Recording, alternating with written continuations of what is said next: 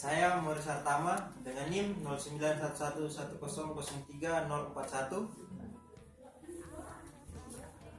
Saya Num Suroto dengan NIM 091110030039. Pada kesempatan kali ini kami ingin menjelaskan proyek kami yang berjudul Penerapan Customer Relationship Management pada bimbingan belajar dengan berbasis SMS Gateway dengan studi kasus bimbingan belajar Be Happy Education Center di Kayu Agung. Oke, kami akan melanjutkan penjelasan kami tentang proyek ini. Kepada Saudara Morris, saya persilakan untuk presentasi pertama. Terima kasih Saudara Anu. Pertama kami ucapkan terima kasih kepada dosen pembimbing kami Bapak Fatoni MMSI yang telah membimbing kami dalam mata kuliah Manajemen Proyek Sistem Informasi. Ya, pada kesempatan kali ini kami ingin membawakan persentase tugas besar kelompok kami yang berjudul Project Penerapan Customer Relationship Management pada bimbingan belajar berbasis SMS Gateway yang mengambil studi kasus Be Happy Education Center Kayu Agung. Kelompok kami terdiri dari 2 orang, yaitu Morris Hartama, saya sendiri, dan rekan saya Anum Suroto. Oke, tentunya kita akan masuk ke pembahasan proyek kita. Pada proyek ini kami menggunakan metode FAST, yaitu Framework for the Application of System Thinking, di mana dalam metode ini kita menggunakan beberapa fase-fase dalam melakukan proyek. Yang pertama ada scope definition, problem analysis, kemudian diteruskan oleh requirement, kemudian diteruskan decision, kita mengambil keputusan, kemudian logical, kita mendesain data-datanya, kemudian physical design, kita memprogram apa yang akan dilakukan, dan kita masuk ke contraction and testing, dan kemudian installation, penerapan, dan kemudian kembali lagi scope definition. Oke, selanjutnya kita akan melihat sasaran dari project yang kita lakukan. Yang pertama, sasaran kita adalah pihak bimbingan belajar Be Happy Education, di mana mereka sebagai owner dari project yang kita jalankan. Kemudian sasaran berikutnya adalah wali murid sebagai pelanggan dari bimbingan belajar ini.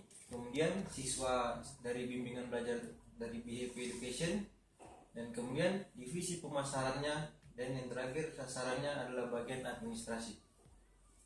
Oke, selanjutnya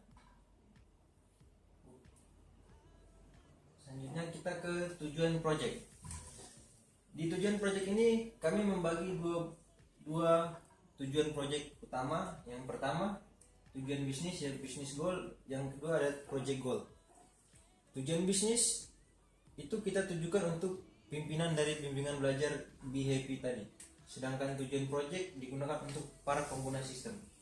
Business goalnya kita dapat lihat, yaitu apa yang ingin kita capai dari project ini. Yang pertama, proses pengiriman dan penerimaan informasi yang lebih efisien.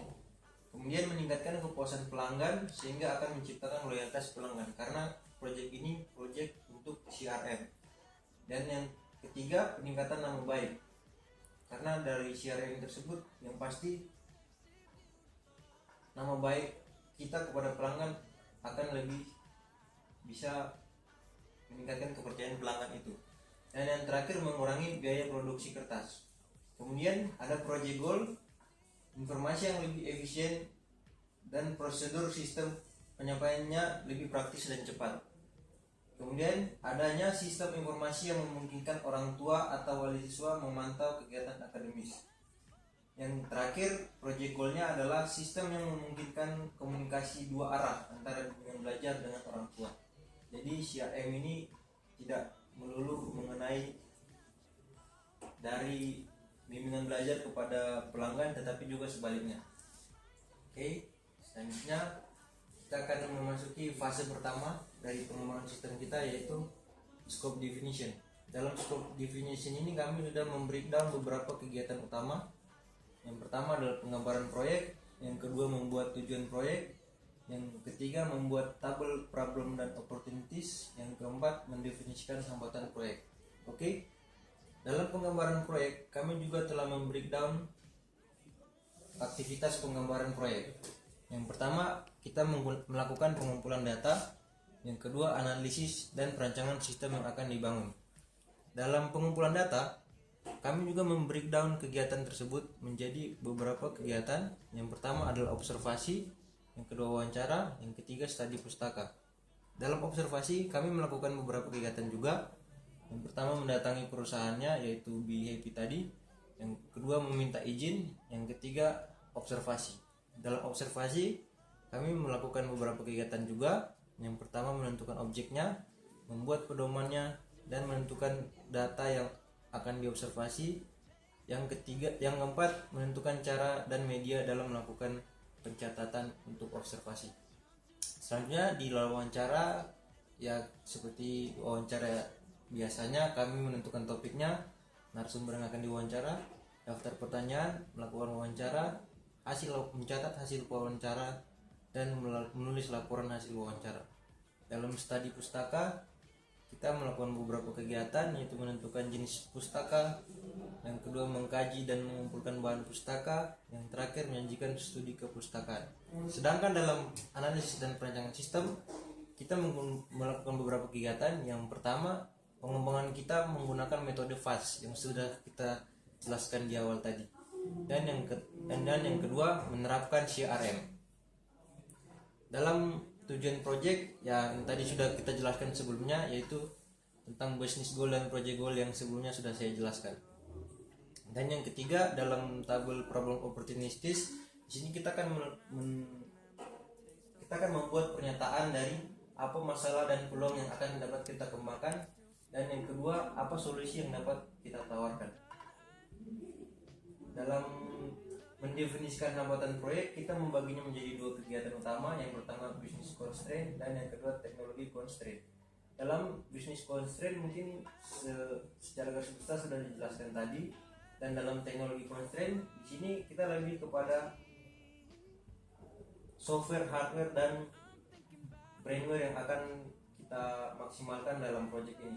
Seperti ada OS Microsoft Windows, ada MySQL, ada web application, ada Dreamweaver, game, dan perangkat-perangkat lainnya.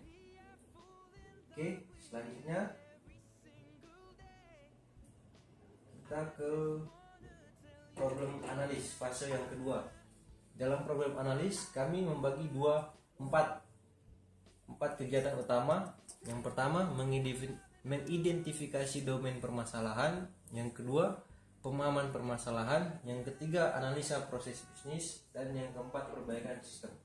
Dalam domain permasalahan kami menemukan 3 kegiatan yang harus kami jalankan. Yang pertama masalah data, kedua masalah prosesnya, yang ketiga masalah interface. Dan dalam pemahaman permasalahan kita membaginya menjadi 2, yaitu analisa sebab akibat, yaitu analisa cause, dan yang kedua analisa akibat atau analisis effect. Dan yang ketiga analisis proses bisnis. Yang pertama kami mengidentifikasi opportunities atau peluang, dan yang kedua mengidentifikasi perubahan proses bisnis yang akan kami jalankan. Selanjutnya kita ke fase requirement analysis. Dalam requirement analysis, yaitu analisis kebutuhan, kita membaginya menjadi 2. Yang pertama menentukan kebutuhan, yang kedua menentukan prioritas. Dalam menentukan kebutuhan kita membaginya menjadi 2 juga, kebutuhan fungsional dan kebutuhan non fungsional.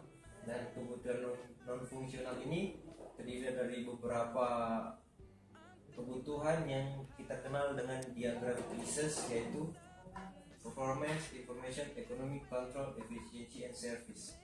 Dan prioritas yang seperti kita tulis dalam TOR, yaitu mandatory requirement dan desirable requirement. Dalam decision analysis, dalam fase selanjutnya dalam metode FAST ini, yang pertama kami membreakdown decision analysis ini menjadi 4 kegiatan. Yang pertama mengidentifikasi kandidat solusi, yang kedua menganalisa kandidat solusi, yang ketiga membandingkan kandidat solusi, yang keempat merekomendasikan kandidat solusi yang terbaik. Dalam mengidentifikasinya kami membreakdownnya juga dalam beberapa kegiatan. Yang pertama bagian sistem terkomputerisasi, yang kedua keuntungan solusinya, yang ketiga server dan workstation, yang keempat perangkat lunak, yang kelima output. Dalam output ini kami membreakdownnya menjadi, dari output ini kita akan menghasilkan laporan. Dan yang terakhir adalah storage device. Dalam menganalisa kandidat solusi ada beberapa kegiatan juga. Yang pertama operational feasibility, yang kedua technical feasibility, yang ketiga economic feasibility, yang keempat intangible feasibility, dan yang kelima schedule feasibility. Oke, kita lanjut. Dalam fase selanjutnya yaitu logical design. Di sini kita akan mendesain secara logis apa yang akan kita kembangkan. Yang pertama kita merancangnya dengan menggunakan DFD atau data flow diagram. Yang kedua merancang IRD, dan yang ketiga merancang diagram dekomposisi. Nah, selanjutnya akan dilanjutkan oleh rekan saya Anom Suroto yang akan mengambil tempat untuk menjelaskan proyek kami. Ya, saya sendiri Anom Suroto akan melanjutkan penjelasan dari materi dari presentasi yaitu setelah desain logical design, yaitu physical design and integration. Dari tahapan ini dibagi menjadi lima kegiatan, yaitu persiapan, merancang PDFD, merancang arsitektur jaringan, merancang basis data, merancang interface. Dari persiapan ada 3 kegiatan. Yang pertama pengumpulan data, kedua SDM, ketiga tools. Dari pengumpulan data kita bedakan menjadi 3. Yang pertama observasi, kedua wawancara, ketiga studi pustaka. Dari SDM kita bedakan menjadi 3 lagi.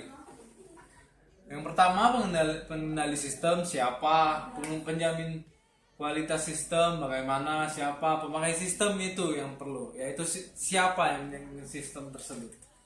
Nah, selanjutnya tools dibedakan menjadi 2, hardware dan software. Dari hardware kita tentu harus mempunyai monitor, CPU, keyboard, mouse, dan modem.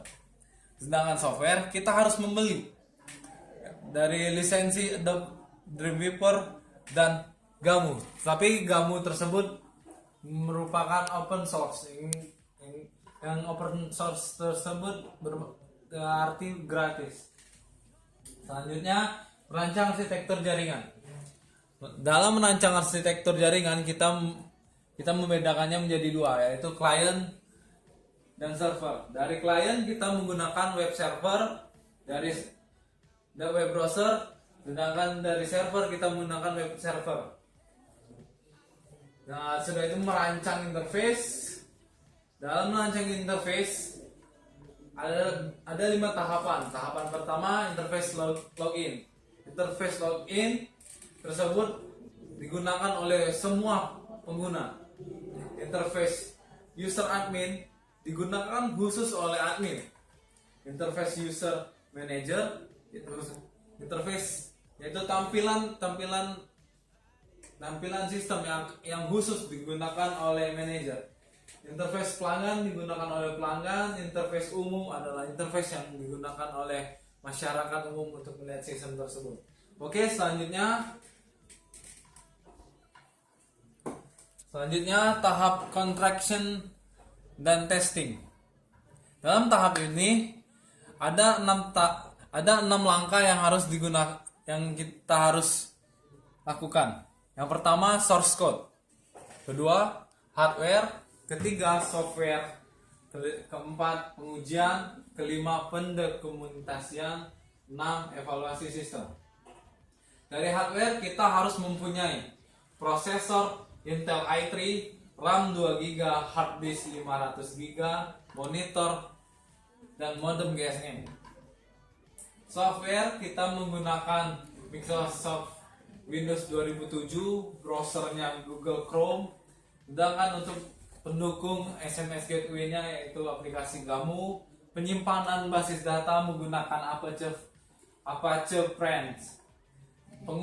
Sedangkan pengujiannya menggunakan pengujian black box, yaitu pertama mengetahui ketidaksesuaian fungsi, yang kedua kesalahan antarmuka, ketiga kesalahan struktur data, keempat kesalahan kinerja. Terus yang terakhir yaitu kesalahan transminasi. Selanjutnya setelah pengujian kita harus membuat sebuah laporan atau pendokumentasian. Hal tersebut digunakan yang nantinya untuk pengembangan sistem lanjutan. Dari pendokumentasian kita memiliki tiga pendokumentasian. Pendokumentasian pertama pendokumentasian pengembangan, yang kedua pendokumentasian operasi, yang terakhir pendokumentasian pemakai. Dari tahap ini kita telah selesai dengan pendokumentasian dan terakhir evaluasi sistem. Selanjutnya kita memasuki tahap instalasi dan delivery. Dari tahap instalasi dan delivery, dilakukan dua tahapan. Tahapan pertama instalasi dan operasi. Yang kedua adalah pelatihan pengguna. Instalasi dan operasi tersebut ialah pemasangan sistem tersebut di tempat penelitian kita dan kemudian mengoperasikannya. Sedangkan tahap kedua yaitu pelatihan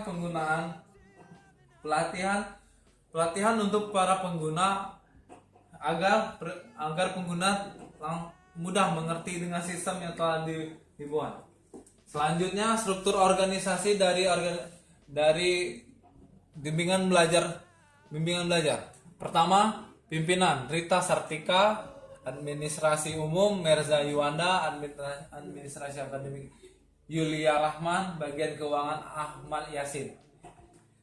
Dari administrasi akademik dipecah menjadi tiga, yaitu koordinator Calistung, koordinator MIPA, koordinator bahasa Inggris, dan di bawahnya dan seterusnya.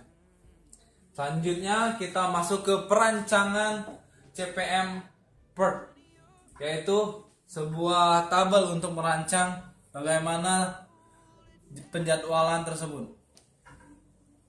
Aktivitas A dilakukan 5 hari dengan jumlah pekerja 2. Keterangan scope definition. Aktivitas B dilakukan 8 hari dengan 4 pekerja. Aktivitas C yang merupakan requirement analysis dilakukan 5 hari dengan jumlah pekerja 3 orang. Nah, ini langsung ya.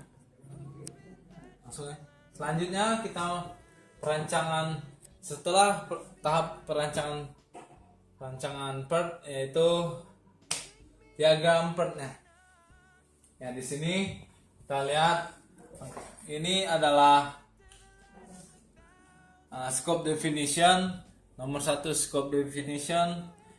Ini diambil dari tabel di sini. Bisa dilihat ini 5 menggunakan 5 hari.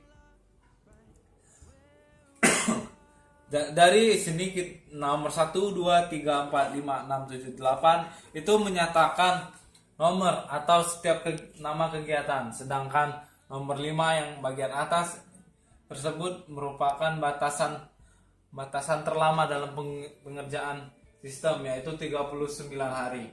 Sedangkan yang bawah adalah batasan tercepat dalam mengerjakan penyelesaian sistem tersebut, yaitu 30 hari.